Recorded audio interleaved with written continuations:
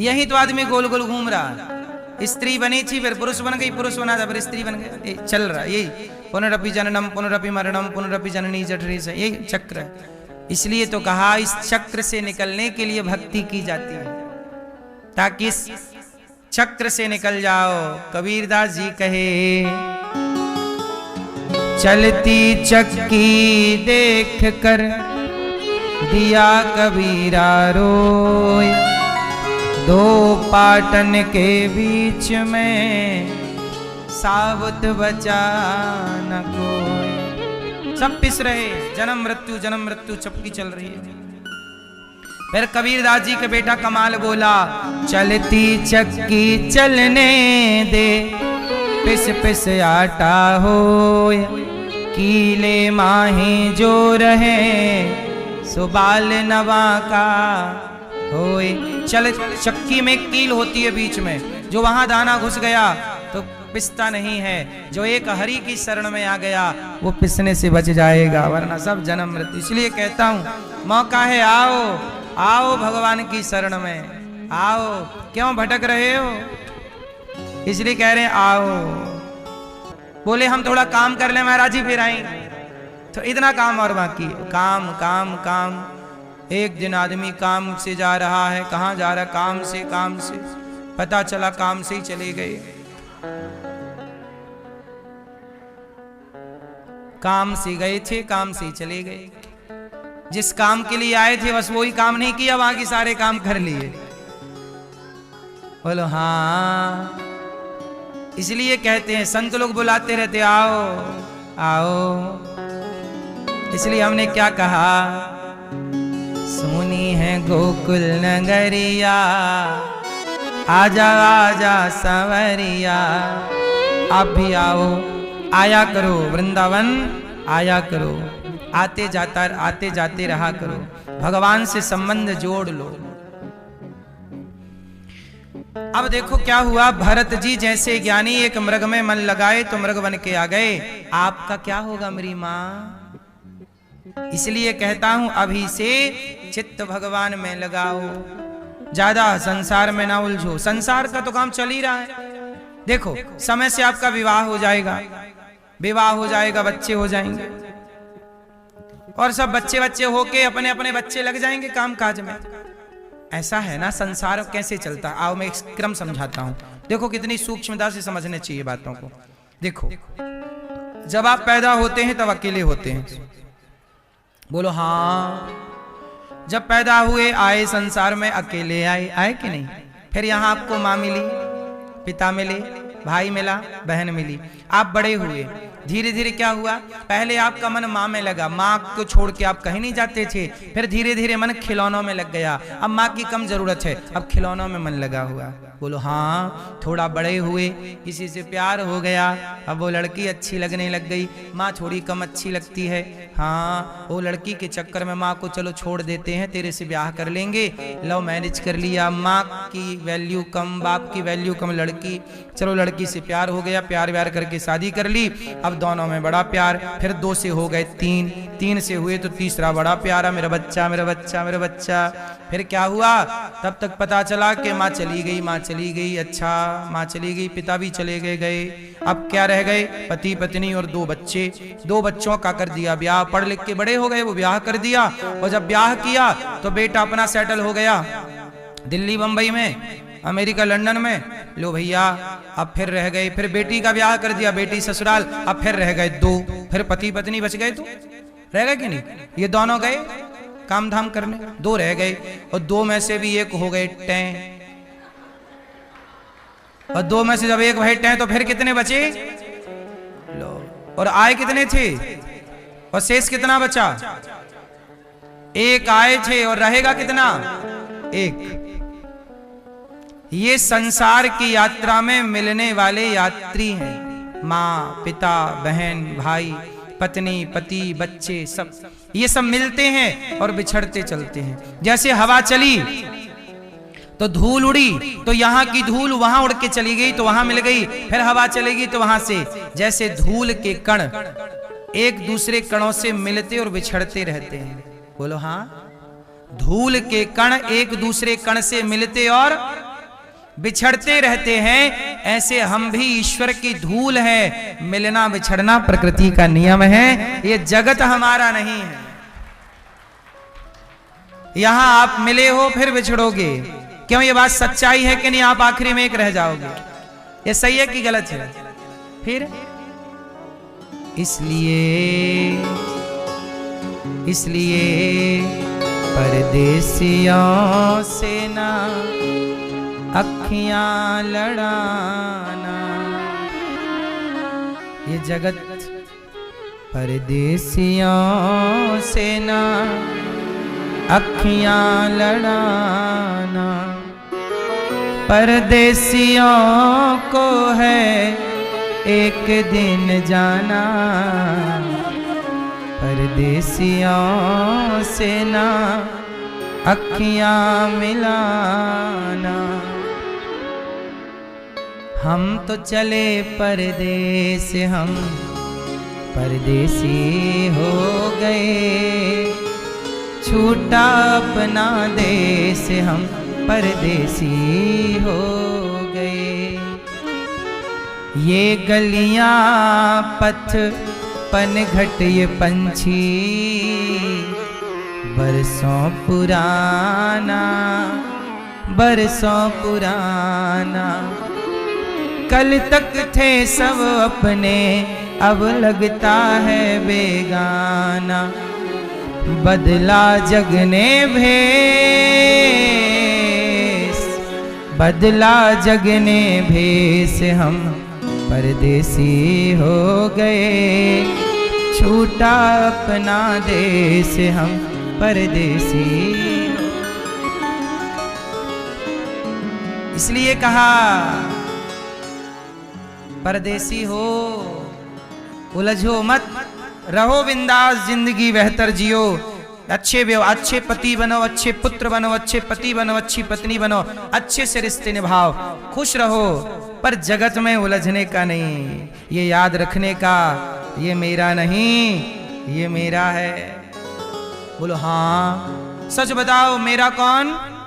मेरे तो गिरधर गोपाल। ये सत्य है, यही इस सत्य पे आके ठहर जाओ।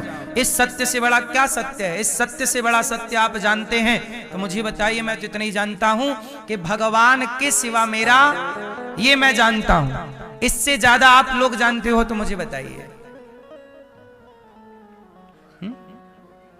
इससे आखिरी कोई बात हो तो बताइए। आखिरी बात हो, इससे ऊपर कोई बात नहीं हो सकती। इसलिए भरत जी मृग में मन लगाए, मृग बन के आए। अब तीसरा जन्म मिला मनुष्य का, तो जड़ भरत के नाम से जाने गए। इनके भाइयों ने इन्हें पढ़ाया लिखाया, पिता ने पढ़े लिखे नहीं। भाइयों ने कोई काम दिया तो काम नहीं करते। भाई बोले निकम्मा है, घर से निकाल दिया। नाम पड़ गया मूर्ख भरत। मूर्ख मतलब जड़, तो जड़ भरत के नाम से जाने गए। जंगल में रहते, भजन करते।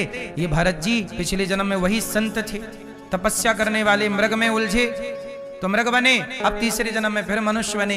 अब सोच रहे अब कहीं ना उलझूंगा, क्योंकि मुक्ति के पास जाते जाते मैं आसक्ति के कारण रह गया, एक नंबर से रह गया।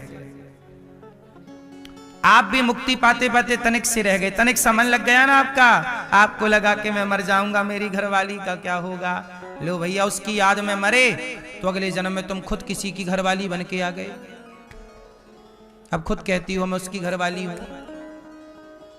यही चक्कर चल रहा है। अब तनिक सा मरते समय ध्यान भगवान का करते तो किसी की घरवाली ना बनना पड़ता। मैया बोलती हैं हम बड़े दुखी हैं, तुम मन लगाई हो जगत में तो दुखी रहोगी। इसलिए हमारी मैयाओं का पेट फिर भी जल्दी भर जाता है। इसलिए बुढ़ापे में मैयाओं का सिर कैसे हिलता है? क्यों बुढ़ापे में मैयाओं का, स्त्री का सिर कैसे हिलता है?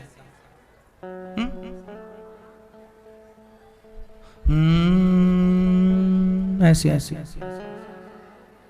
और पुरुषों का सिर ऐसे हिलता। कभी देखना जिनका सिर हिल, बुढ़ापे में सिर हिलने लगता कि नहीं? पुरुषों का सिर ऐसे हिलता। क्यों? और स्त्रियों का क्यों? पुरुष लोगों से भगवान पूछते हैं क्यों आओगे दोबारा संसार में? पुरुष बोलता हाँ आऊंगा। अब इसका पेट नहीं भरा, पुरुष का पेट जल्दी नहीं भरता।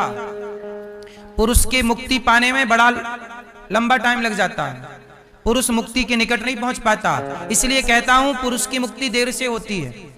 यदि चिंतन ठीक ठाक है तब तो हो जाएगी, वरना क्योंकि पुरुष के मन में बड़ा कुछ, पुरुष के मन में क्या रहता है? पुरुष के मन में दो चीजें रहती हैं, एक धन और दूसरा भोग। पुरुष 4 ब्याह करते थे पहले। बोलो हाँ, सुना आप लोगों ने कि स्त्री ने 4 ब्याह किए? स्त्री ने 4 ब्याह नहीं किए, पुरुषों ने 4 ब्याह किए। 5 भी कर रहे हैं, 6 भी कर रहे हैं। काहे कर रहे हो? इनका पेट ही नहीं भर रहा है। क्योंकि पुरुष में भोग की मात्रा ज्यादा है, विलासी ज्यादा है, भोग विलास, तृप्ति नहीं मिलती जल्दी उसे। जबकि स्त्री एक पति में संतुष्ट रहती है। इसलिए स्त्री सिर ऐसे ऐसे हिलाती है, प्रभु मैं खुश हूं एक से, अब मुझे इस जगत में ना भेजना प्रभु, अब मुझे अपने चरणों में बसाना, अपने चरणों। इसलिए वो मना करती है। पर पुरुष के अंदर 2 चीजें होती हैं। पहला भोग। यदि भोग में मन नहीं लगा तो देखना पुरुषों के अंदर लोभ ज्यादा होगा। बूढ़े हैं फिर भी रुपया गिन रहे हैं, फिर भी पैसे, पैसे पैसे पैसे। बुढ़ापे में पैसा ज्यादा पकड़ लेता है, बुढ़ापे में। ये बात सही है कि गलत है? और जिन्हें भोग ने नहीं पकड़ा और पैसे ने नहीं पकड़ा, समझ लो उन पर भगवान की कृपा है, फिर उन्हें भगवान ने पकड़ लिया और उन्हीं की सदगति होती है। जिन पुरुषों ने भोग से और धन से मन हटा के प्रभु, और ये तब होगा जब अभी से लगाओगे मन भगवान, तब बुढ़ापे तक परिणाम तुम्हें दिख जाएगा। वरना तुम्हें ऐसे नचाएगी माया के नाचते नाचते मर जाओगे। इसलिए जिन पर भगवान की कृपा है, ना उनका मन भोग में लगेगा, ना तो उनका मन धन में लगेगा। तो ये बात सबके लिए नहीं है। यदि मन प्रभु में लग गया तब तो मुक्ति निश्चित है, वरना धन और स्त्री में लगे लगे गति बिगड़ जाएगी। और स्त्रियों का मन कहां लगता है? स्त्रियों का मन कहां लगता है मरते समय? बताओ कहां लगता है? स्त्रियों का मन ज्यादा लगता है बेटी में, बेटा में, पोता में, पोती में, नाती पंती। मेरा पोता, मेरा नाती, मेरा बेटा, मेरा बेटी। स्त्रियों का मन इन्हीं में लगा रहता है और इन्हीं में लगे लगे मर जाती हैं तो मोक्ष के फिर करीब रह गई, 1 नंबर से रह गई। इसलिए कहता हूं मरते समय बिल्कुल फ्री रहना सब लोग, सारी जिम्मेदारियां पूरी कर लो। अभी समय रहते सबसे चित्त हटा लो, सबसे चित्त हटाकर मन भगवान में ऐसे लगाओ कि अब कहीं रहो, एक भगवान के सिवा कहीं ना मन जाए और उन्हीं का चिंतन करते प्राण निकले। फिर ना तुम्हें पिंडदान की जरूरत पड़ेगी, ना तो श्राद्ध की जरूरत पड़ेगी, ना कोई खटकर्म की जरूरत पड़ेगी, क्योंकि चित्त भगवान में लगा तो सीधी गति होगी। फिर कोई पिंडदान करे या फिर कोई तुम्हारे नाम से कुछ करे ना करे। इसलिए मरते समय मैया सावधान। सही है कि गलत है? अब मरते समय भी आप लोग ना जगत से उलझे रहते हैं। चलो, भरत जी ने 3रा जन्म पाया मनुष्य का और उन्होंने राजा रहुगण को उपदेश किया। राजा रहुगण की पालकी संभाली और दिव्य ज्ञान देकर के उनके अज्ञान का नाश किया। एक बार 28 प्रकार के नरकों का वर्णन सुखदेव भगवान ने सुनाया और अजामिल जैसे पापी की कथा हुई, नाम के बल पर गया। अच्छा, प्रहलाद जी भगवान के एक भक्त हुए। प्रहलाद जी भी 5 साल के, प्रहलाद जी के पिता। अच्छा, प्रहलाद जी पे बड़ा संकट है। अच्छा, प्रहलाद जी का दुश्मन कौन बन गया? प्रहलाद जी के दुश्मन कोई और नहीं बना, उनके पिता। पिता ऐसे दुश्मन। परीक्षित जी ने पूछा सुखदेव जी से कि पिता दुश्मन क्यों बन गया? भाई पिता तो पालक होता है, बच्चे की देखरेख करने वाला, फिर प्रहलाद के दुश्मन पिता कैसे? तब बात बताए कि प्रहलाद जी भक्ति करने लग गए, हरि हरि कृष्ण कृष्ण नारायण नारायण जपने लगे। तो ये बात हिरण्यकश्यपु को बिल्कुल पसंद नहीं थी। हिरण्यकश्यपु ये नहीं चाहता था कि मेरे बच्चे भक्ति करें, मेरे गांव में, मेरे नगर में, मेरे राज्य में कोई भक्ति ना करे, ना वो यज्ञ होने देता, ना पूजा होने देता। बोले नारायण की कोई उपासना नहीं करेगा। पर प्रहलाद जी के अंदर तो परीक्षित जी ने कहा कि जब हिरण्यकश्यपु इतना दुष्ट राक्षस है, किसी को भजन नहीं करने देता, तो उसी के घर में भक्त कैसे पैदा हो गया? तब भक्त कैसे पैदा हुआ उसकी कथा सुनाई परीक्षित जी को सुखदेव जी ने। सुनो परीक्षित, ऐसा हुआ एक दिन कि हिरण्यकश्यपु तपस्या करने गया, और तपस्या करने जब गया तो जहां बैठा वहां पर एक पेड़ की डाल पर एक तोता आया, और तोता के बोला नारायण नारायण। तो हिरण्यकश्यपु के कान में क्या चला गया? नारायण। तो हिरण्यकश्यपु बोला किसने तो मेरे दुश्मन का नाम ले लिया, तोते ने। तो हिरण्यकश्यपु बोला आज का मुहूर्त अच्छा नहीं है तपस्या के लिए, वापस घर आ गया। पत्नी कयाधु ने कहा कि स्वामी जल्दी आ गए।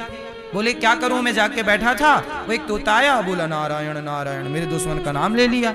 कयाधु भी बड़ी भक्त थी, कयाधु भगवान को जानती थी, भक्त थी, पर हिरण्यकश्यपु के आंखों में घमंड का पर्दा पड़ा था, अभिमान का पर्दा था। कयाधु ने पहली बार अपने पति के मुंह से नारायण का नाम सुना। पत्नी पानी लेके गई, स्वामी जी क्या कहा आज तोते ने? बोला नारायण नारायण बोला।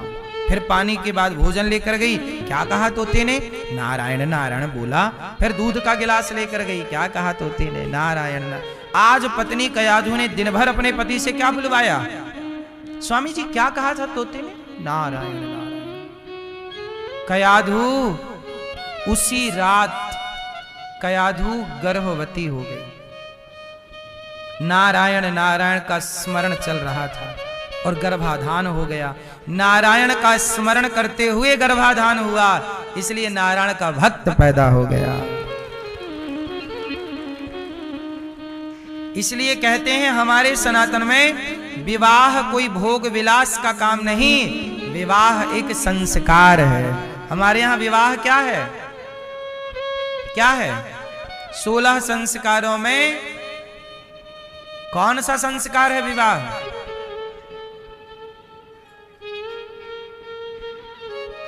सोलह संस्कारों में एक संस्कार, 15वां संस्कार है विवाह संस्कार। विवाह संस्कार क्या है? विवाह जिसे पाणिक ग्रहण संस्कार कहते हैं। इस विवाह में यज्ञ होता है, दुल्हा दुल्हन हवन करते हैं, स्वाहा स्वाहा स्वाहा। ये संस्कार है। सनातन धर्म की सबसे पवित्र रस्म का नाम विवाह है। लेकिन आजकल इस विवाह की रस्म को लोग शराब की रस्म बना लिए हैं। आजकल बेटी के ब्याह में बारातियों को शराब का ठेका खुलवा के दे देता है पिता, पियो शराब बारातियों। आजकल बारातियों को शराब की व्यवस्था मिलती है कि नहीं? लड़की का पिता कराता है, बोलो हाँ। इतना भी क्या आप लोग 21वीं सदी में चले गए, इतना भी क्या एडवांस जीने लग गए कि मर्यादाओं को परंपराओं को भूल गए? अरे बेटी का विवाह एक यज्ञ है, बोलो हाँ। विवाह मंडप के नीचे होता है कि नहीं? वो मंडप क्या होता है? वो यज्ञ मंडप है, वो विवाह मंडप है, वो यज्ञ। वहां हवन होता है, वहां देवताओं का आवाहन होता है, वहां रस्में होती हैं, परंपराएं होती हैं, वहां वेदों की पूजा होती है, अग्नि की पूजा होती है, वहां से ध्रुव तारा को दिखाया जाता है, दुल्हा दुल्हन को। पवित्र रस्मों का कोई मतलब नहीं। बारातियों के लिए शराब का ठेका खुलवा दिया पिता ने, वो पी रहे हैं शराब, और पीने के बाद फिर दुल्हा दुल्हन को शराब के नशे में आ रहे हैं और शराब के नशे में आशीर्वाद दे रहे हैं। ये आशीर्वाद, शराब पी के आशीर्वाद देंगे तुम्हारी बेटी को, तो इन मूर्खों के आशीर्वाद से घर बनेगा कि बिगड़ेगा? आशीर्वाद सबका नहीं लेना चाहिए, पता है आपको? सबका आशीर्वाद नहीं लिया जाता, सबको प्रणाम नहीं किया जाता।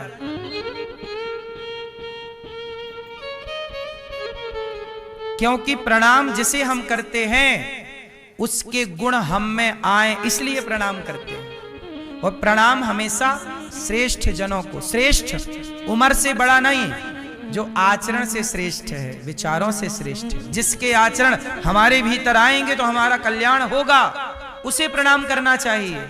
अब ये शराब के नशे में तुम्हें आशीर्वाद दे रहे हैं, इनके आशीर्वाद से क्या होगा? इन्हें खुद का होश नहीं और आशीर्वाद दे रहे हैं, छोरी छोरा को दुला और ये गिर रहे हैं आशीर्वाद देते हो, ज्यादा पी रखी है। तो मैं हर पिता से पूछ रहा हूं कि आपने अपनी बेटी का विवाह किया था कि शराबियों की फौज इकट्ठी की थी?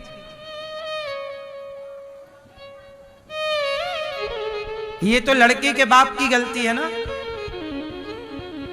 और डिमांड कोई करे कि बारातियों को शराब पिलाओ, तो ऐसी जगह ब्याह करने की जरूरत क्या इन गधों के संग? बोलो, परंपराएं कुछ रहेंगी कि सब नाश कर दोगे? भारत की संस्कृति बचाना और बिगाड़ना दोनों आपके हाथ में है। अब या तो बचा लो या तो बिगाड़ लो। आप लोग बताइए, विवाह में शराब पिलाना सही है या गलत है? बोलो। और की तो छोड़ो, दुल्हा भी शराब पी के मंडप पे बैठता है, ये भी तो गलत है।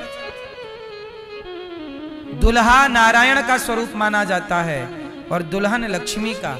जब दुल्हा दुल्हन लड़की मंडप के नीचे बैठते हैं तो माँ बाप भी कन्यादान करते हैं, पांव पूजते हैं।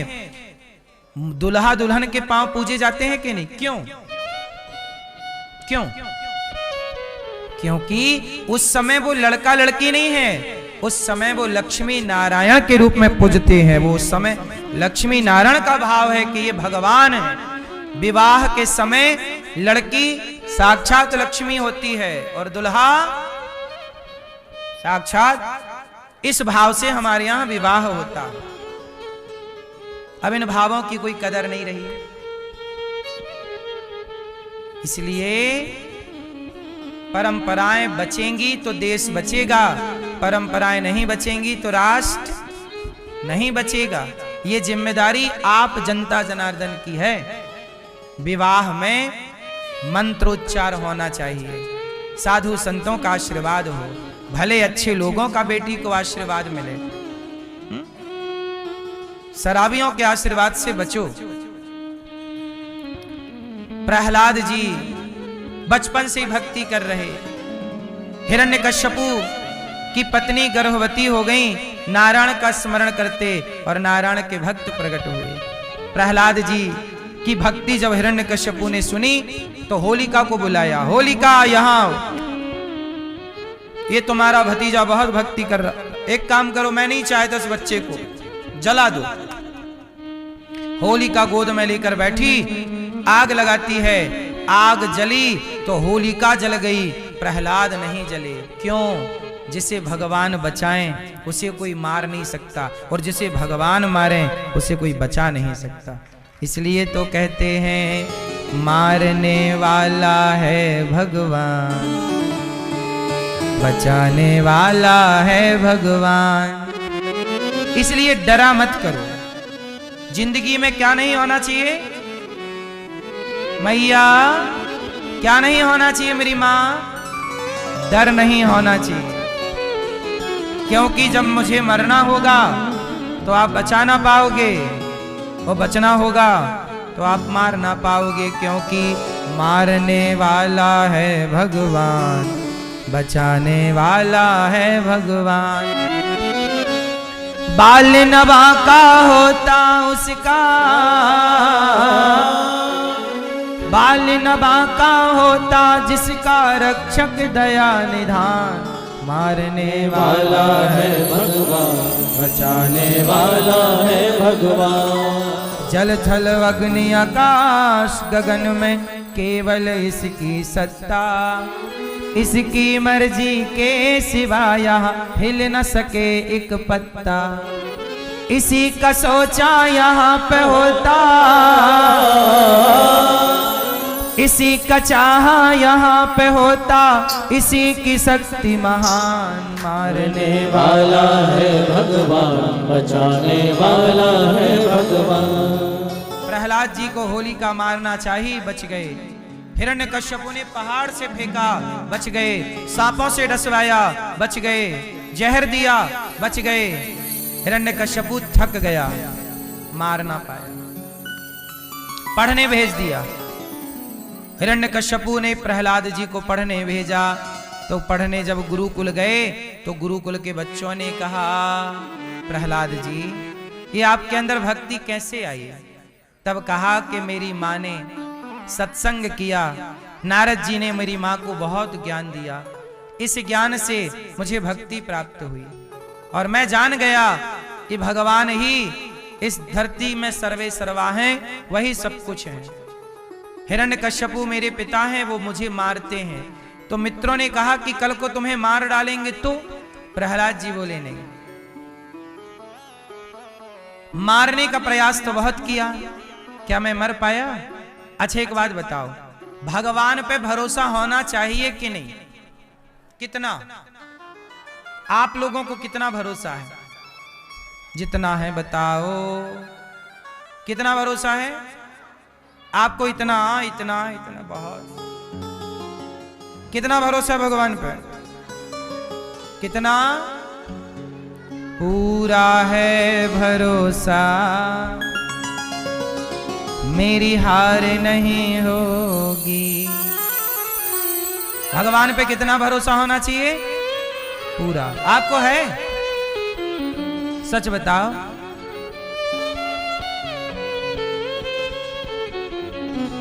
अच्छा ये बताओ, एक सुई है और सुई का छेद है, क्या सुई के छेद से कभी हाथी और घोड़ा निकल सकता है? आप बताओ। नहीं? पीली मैया आप बताओ। नहीं? मैया आप बताओ, पर्पल मैया,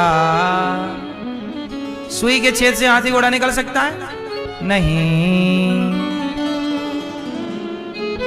दादाजी बताएंगे, पीला दुपट्टा डाल रखा है गले में, सुई के छेद से हाथी घोड़ा निकलेंगे? आप सुन रहे हैं कि नहीं? सुनाई पड़ रहा है? बोलो राधे राधे।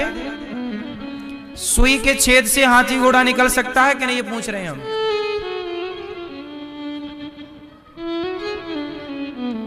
टोपा वाले दादाजी से पूछो,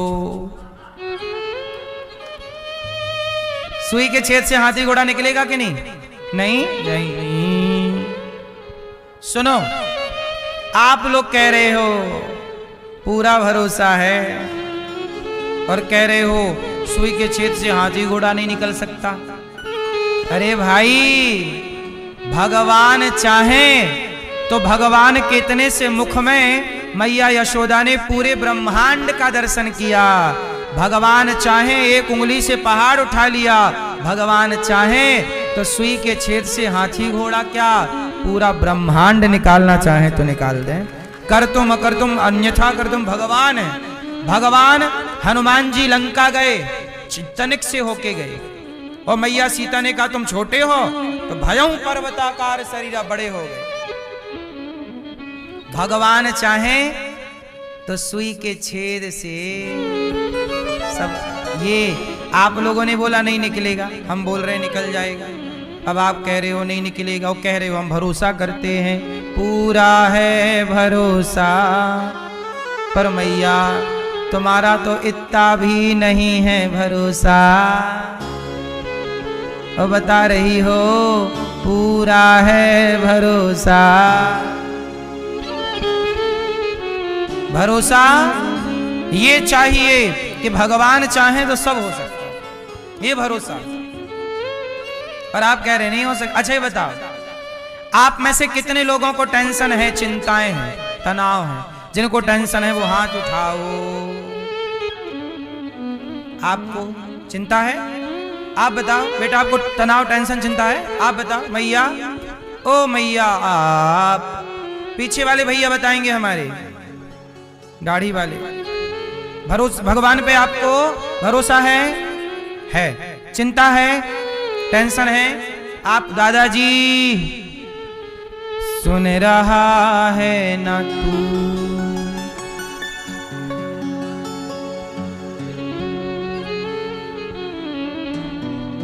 या नहीं सुन रहे हैं आप।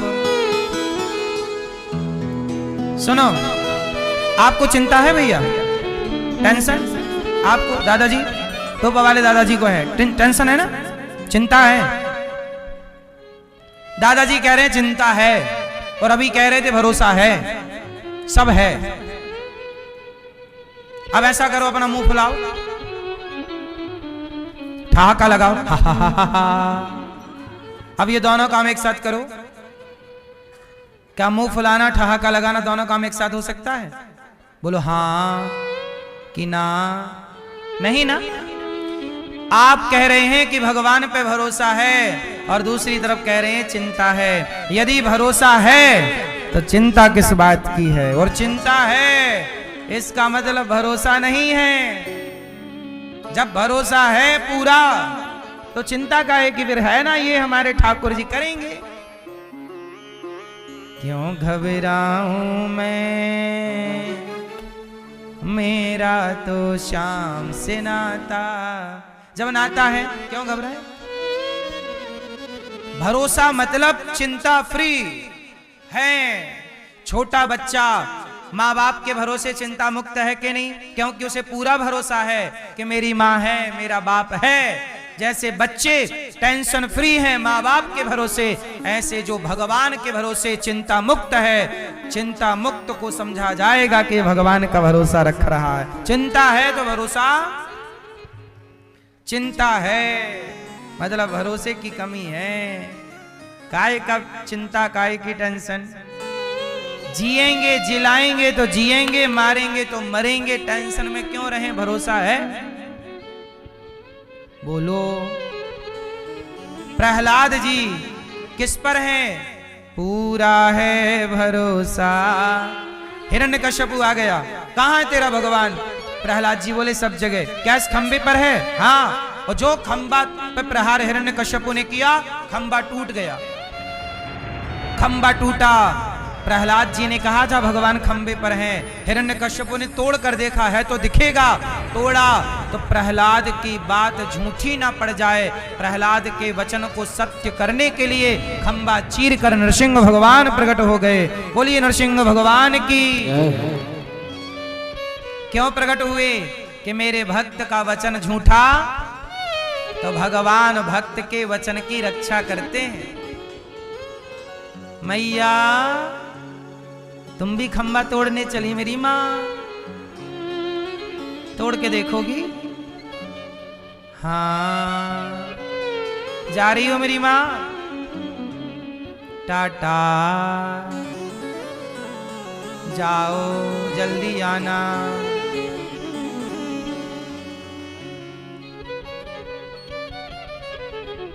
भगवान हिरण्यकश्यपु के लिए प्रकट हो गए। हिरण्यकश्यपु ने गोद में लिटाया, हिरण्यकश्यपु को गोद में लिटाया भगवान नरसिंह ने। हिरण्यकश्यपु बोला आप कौन है? भगवान बोले तेरी मृत्यु।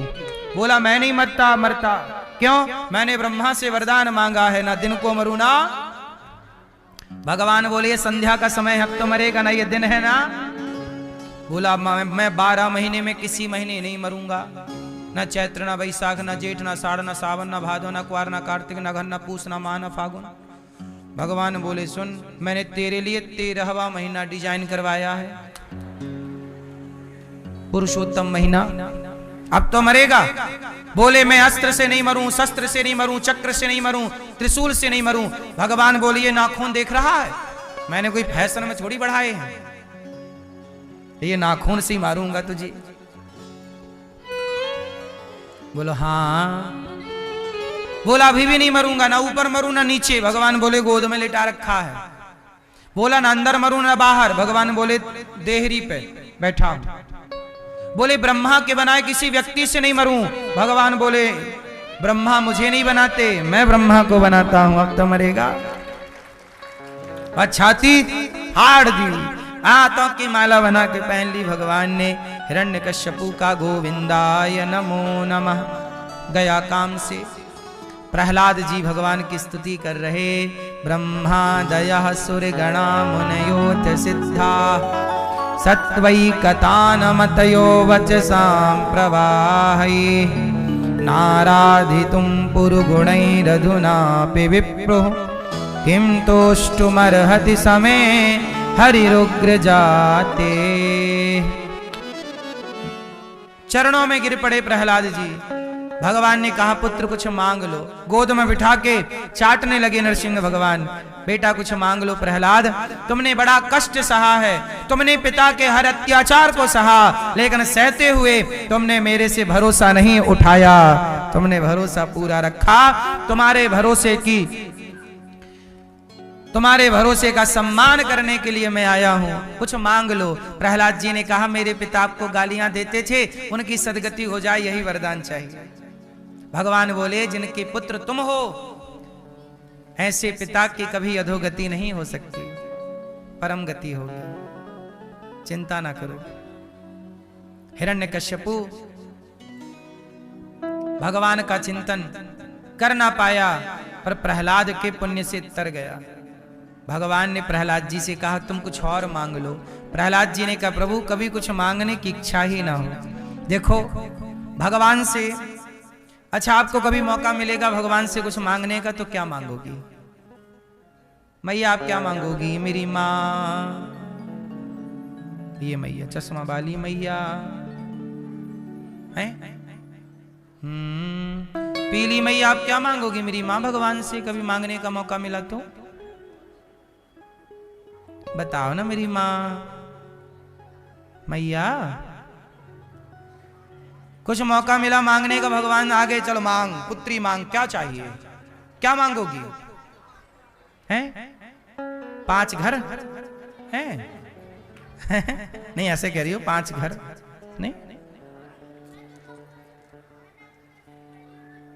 हाँ, भगवान से क्या मांगना? भगवान से कभी मांगना हो तो भगवान से भगवान को ही मांग लीजिए। प्रभु आप मिल गए, आप सदा मिले रहें, आपका ये दर्शन होता रहे, और क्या चाहिए? भगवान मिल गए और क्या चाहिए? इसलिए कहते हैं मंदिर जाया करो तो स्वार्थ लेके ना जाया करो। आजकल लोग मंदिर जाते हैं बिल्कुल भिखमंगे बन के, हे भगवान ये दे दो वो दे दो, ये दो। कभी कभार मांग लिया बात ठीक भी है, रोज ही मांगते रहते हो। पहले ये मांगा, ये मांगा, ये मांगा, ये मांगा, ये मांगा, ये, तुम्हें शर्म भी नहीं आती? इतना भी क्यों मांगना? चलो 2-4 बार मांग लिया ठीक है, इतना तो कौन भाई, क्यों मांगना? भगवान से क्या मांगना? मैं अगर मांगूं तुझे तुम न देना मुझे, वरना प्रेमी नहीं मजदूर हो जाऊंगा। मैं मांगूं तो देना मत प्रभु। भगवान से क्या मांगना चाहिए बताओ? सबसे बड़ी दौलत क्या है? क्या मांगना है? भगवान से क्या मांगो? भगवान से मांगो अर्थ न धर्म न काम रुचि, गति न चाहु निर्वाण, जन्म जन्म रति राम पद, यह वरदान नया। हे प्रभु, ना हमें अर्थ चाहिए, ना धर्म, ना काम, ना मोक्ष। मुझे तो मोक्ष भी नहीं चाहिए। क्या चाहिए? जन्म जन्म रति। हे प्रभु, मैं आपके चरणों का प्रेमी रहूं, आपके चरणों का प्रेम मुझे दीजिए, बस प्रेम बना रहे, आपकी याद में तड़पता रहूं, रोता रहूं, आपके सिवा कुछ अच्छा ना लगे। ये चाहिए, तड़प चाहिए, प्रेम चाहिए। भगवान से प्रेम मांगो। हम लोग प्रेम, जगत के प्रेम में उलझ जाते हैं। भगवान का प्रेम, भरत जी किससे प्रेम कर रहे हैं? राम से प्रेम। हनुमान जी किससे प्रेम कर रहे हैं? शबरी किससे प्रेम कर रही है? मीराबाई किससे प्रेम कर रही है? फिर आप लोग ही हो, छोरा छोरी से प्रेम कर रहे हो। मीराबाई तो कृष्ण से प्रेम करती है, सबरी राम से प्रेम करती है, हनुमान जी राम से प्रेम, और आप लोग पोती से प्यार, बेटी से प्यार। हाँ बेटी खा लिया, क्या खाया आज?